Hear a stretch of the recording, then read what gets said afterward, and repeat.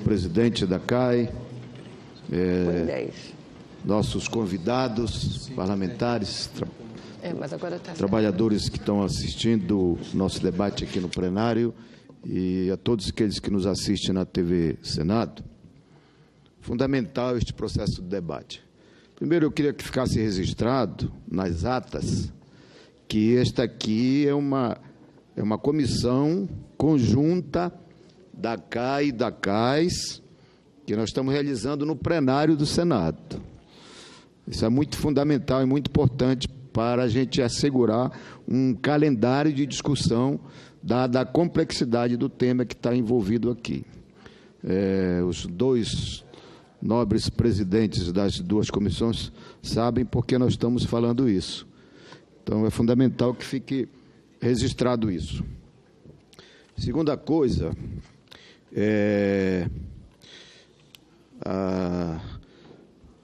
nós somos senadores da República, representamos a chamada federação. No entanto, aqui também tem uma pluralidade que representa também os interesses dos vários setores da sociedade brasileira. Aqui tem representante dos bancos, representante dos grandes empresários, do capital produtivo, representante dos trabalhadores, das mulheres, dos negros, enfim, de todos os setores da sociedade. Até porque nós vivemos numa sociedade de interesse.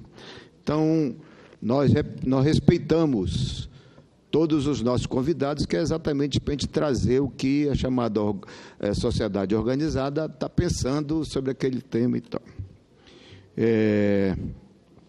Estou falando isso para chamar a atenção do primeiro interventor, nosso convidado, o senhor juiz do trabalho, senhor Marlos Bellet, que fez uma intervenção aqui, ao meu ver, meio atabalhoada. Felizmente, os nossos outros convidados resgataram a qualidade do debate político.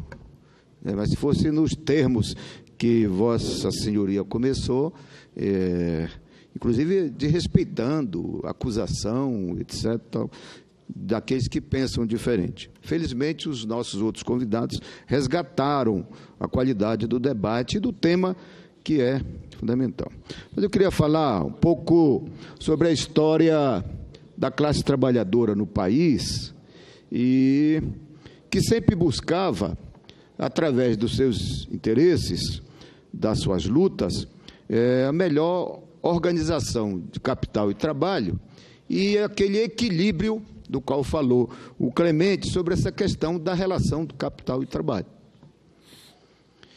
Foi no período de 1903, que acho que iniciou a qualificação deste processo, quando a classe trabalhadora criou a central sindical, chamada COB, Central Operária Brasileira.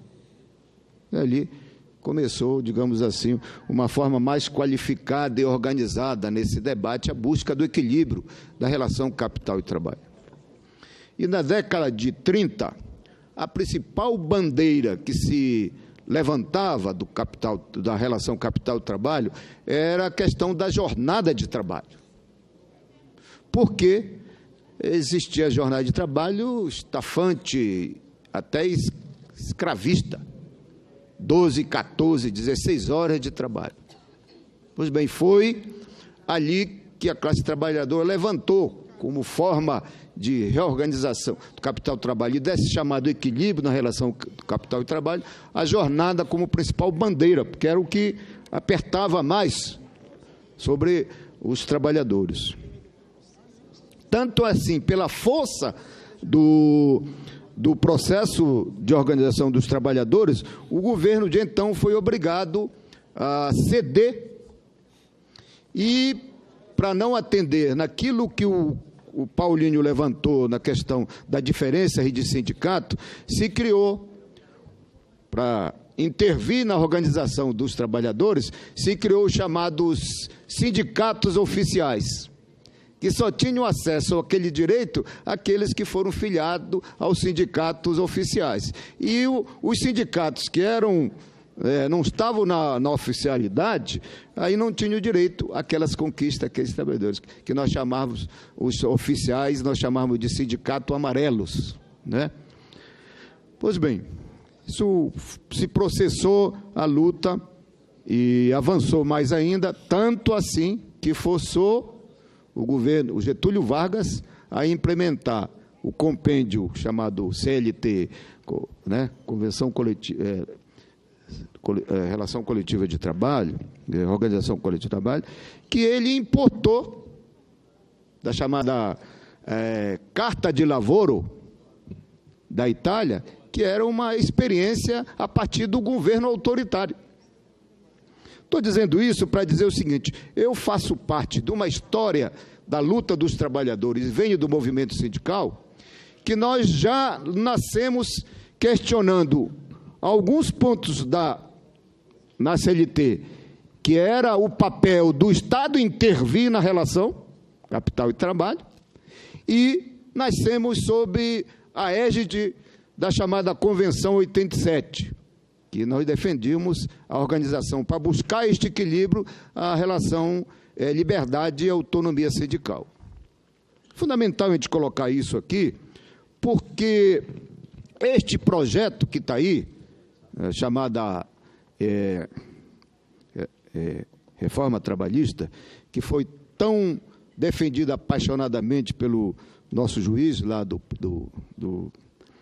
Campo Largo, e que ele traz um retrocesso de tudo aquilo que a organização da classe trabalhadora e a história da classe trabalhadora conquistou avanços importantes, né? Retorna a décadas, ou se não a século passado, este processo da relação capital e trabalho.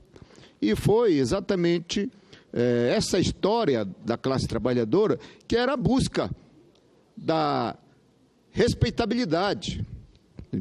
Pela concepção que veio aí, acha que a geração de emprego é um favor que o setor produtivo cria para os trabalhadores. É um favor. Eu tenho necessidade de pagar minha luz no final do mês, portanto, eu tenho que agradecer àquele que está me gerando o emprego e eu tenho que aderir, de qualquer forma, à forma de emprego.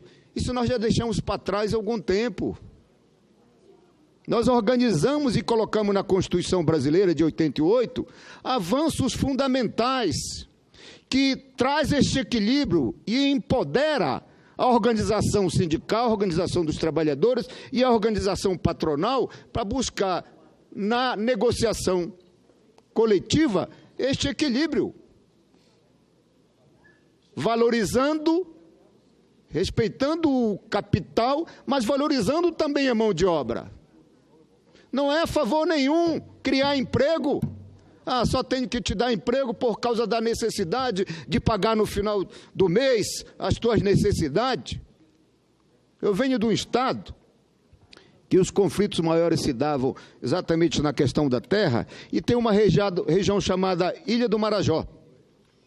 É a região mais pobre do Brasil. E ele vem ainda desta época, esta relação, que as grandes fazendas davam como favor para o cara trabalhar, eles davam a casa, local porque não tinha para onde morar, tudo era ocupado pelos grandes latifúndios, e davam a casa e davam ali uma comida que o cara tinha autorização de pescar no rio ali o peixe para ele poder comer. Isso aí significa o seguinte: pela visão que está sendo proposta, está visto o seguinte: nós temos que trocar o emprego para esta relação de capital de trabalho lá atrás. Então, ou seja, o que é que esta lei chamada lei trabalhista? Ela, primeiro, tem uma ilegitimidade na sua iniciativa, porque ela está sendo imposta por um governo que não representa hoje esta democracia que nós conquistamos, e traz, parece, uma imposição de setores que também não vai resolver a questão do emprego. É uma combinação da reforma trabalhista e da reforma da Previdência, que se submete a interesse do capital financeiro internacional e que acaba não gerando a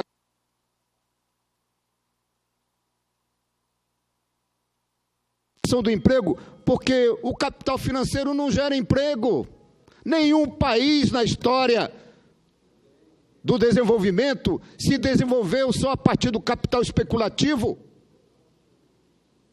Por isso, esta legislação que está sendo proposta, ela não só tira o poder do trabalho, aquilo que a gente já conquistou na relação equilibrada, a relação capital e trabalho, e dá poder ao empregador e o trabalhador apenas adere. Ele não estabelece uma relação de contrato de trabalho, conforme já foi falado aqui. Ele faz uma adesão da forma como se estabelece nessa legislação, tirando direito. Portanto, ela desorganiza a estrutura sindical e tira direitos já conquistados ao longo do tempo. Por isso,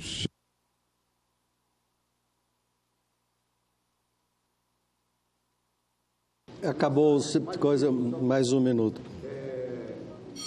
Nós vamos fazer todo um esforço de que com todos os setores, os senadores e senadoras, buscar de que a gente corrija este projeto que veio da Câmara e que, da forma que veio, ele não vai resolver o problema da nossa economia, o problema do emprego, e tira direito dos trabalhadores e desorganiza a estrutura sindical que precisa ser modernizada, precisa avançar, mas que não vai dar conta de resolver estes problemas que estão... portanto, é problema de concepção, não é pontos ali e acolá que tem que ser consertado. É a questão da concepção da legislação que está posta aí. Muito obrigado, senador Paulo Rocha. Nós vamos passar, então, a palavra aos nossos convidados para que respondam às indagações feitas por 4 senadores.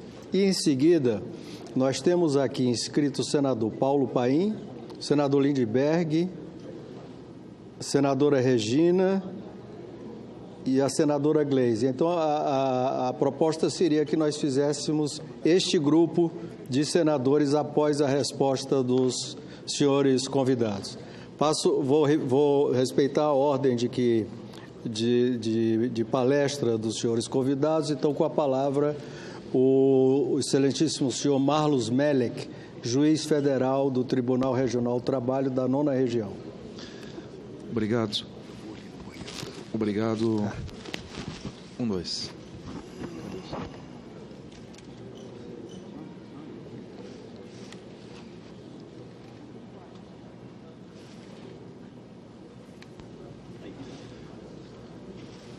Obrigado, senador.